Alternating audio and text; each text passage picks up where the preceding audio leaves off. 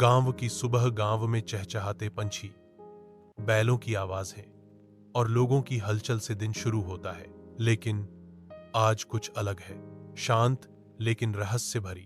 आज सुबह गांव के कुएं के पास सब चुप थे, क्योंकि रात में किसी ने पीपल के पेड़ के नीचे कुछ अजीब देखा था।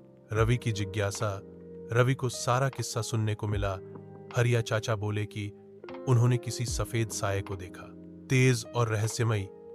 रात को मैंने देखा, कोई खड़ा था सफेद चादर में पीपल के नीचे, फिर वो गायब हो गया।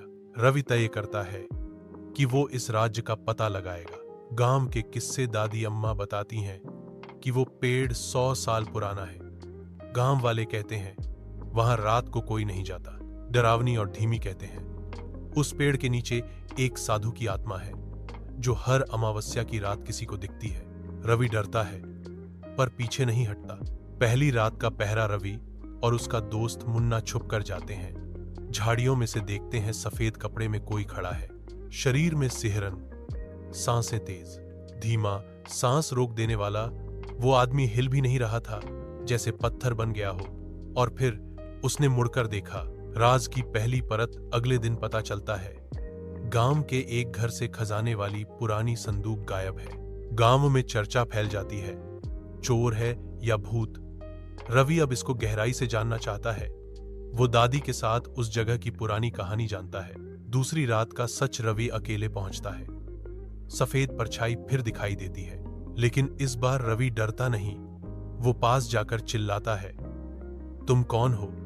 सफेद कपड़ा हटता है और अंदर है हरिया चाचा खुद। चौंकाने वाला तुम, हरिया चाचा? सच्चाई का खुलासा हरिया चाचा बताते हैं।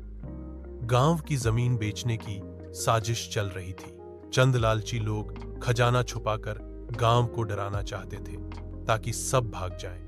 हरिया चाचा इस साजिश को रोकना चाहते थे, इसीलिए भूत बनकर डराने लगे उन्हीं को जो इस काम में शामिल थे। गांव की रक्षा। रवि गांव वालों को सारी बात बताता है।